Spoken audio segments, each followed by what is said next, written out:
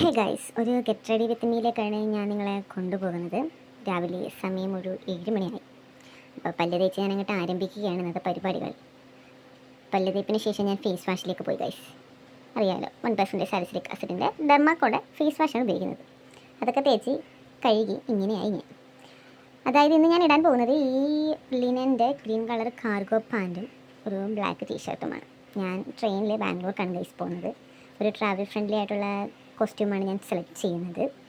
അങ്ങനെ അതൊക്കെ ഇട്ട് അണിഞ്ഞ് നിന്നതിന് ശേഷം എൻ്റെ കാർക്കൊന്നിലെല്ലാം കൂടി മാറി പിടിച്ച ഒരു കെട്ട് അതായിരിക്കും ഇന്ന് എൻ്റെ മൊത്തത്തിലുള്ള കെട്ട്. കാരണം എനിക്കിഷ്ടമല്ല എന്നെ ഡിസ്റ്റർബ് ചെയ്യുന്നത് ഞാൻ എവിടെയും പോകുമ്പോൾ. ഞാൻ ആദ്യം തന്നെ എൻ്റെ ലിപ് ബാമിന്നാണ് സ്റ്റാർട്ട് ചെയ്യുന്നത്. ലിപ് ബാം ഞാൻ എംകഫേൻ്റെ ലിപ് ബാമാണ് യൂസ് ചെയ്യുന്നത്. അതിൻ്റെ ആത്മാവ് വരാറായി. അങ്ങനെ അതൊക്കെ ഇട്ടപ്പോൾ എൻ്റെ മനസ്സിൽ ഏകദേശം ആയി.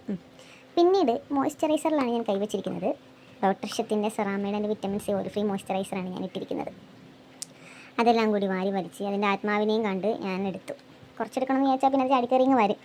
ഉള്ളതായിക്കോട്ടെ എന്ന് വിചാരിച്ച് എല്ലാം കൂടി വാരി പിടിച്ച് കണ്ണിലെ മൂക്കിലെ എവിടെ കിടാൻ പറ്റുമോ കഴുത്തിലൊക്കെ ഞാൻ വാരി പിടിച്ചിട്ടുണ്ട്.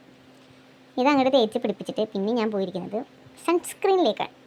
സൂര്യനാണല്ലോ ഇവിടെ മൊത്തം. പിന്നെ സൺസ്ക്രീൻ ഇട്ടു. അതായത് സെറാമൈഡിൻ്റെ വിറ്റമിൻ സി ഡോക്ടർഷത്തിൻ്റെ സൺസ്ക്രീൻ തന്നെയാണ് ഇട്ടത് ഗൈസ്. പിന്നീട് ഞാനൊരു ലിപ്സ്റ്റിക്കാണ് എടുത്തിടാൻ പോകുന്നത്. ലിപ്സ്റ്റിക്കില്ലാതെ ജീവിക്കാൻ പറ്റില്ലല്ലോ. ഇത് ലാക്മേയുടെ 18 ബ്രൗൺ എക്സ്പ്രസ്ഡ് എന്ന് പറയുന്നത് ഷെയ്ഡാണ് ഇത്.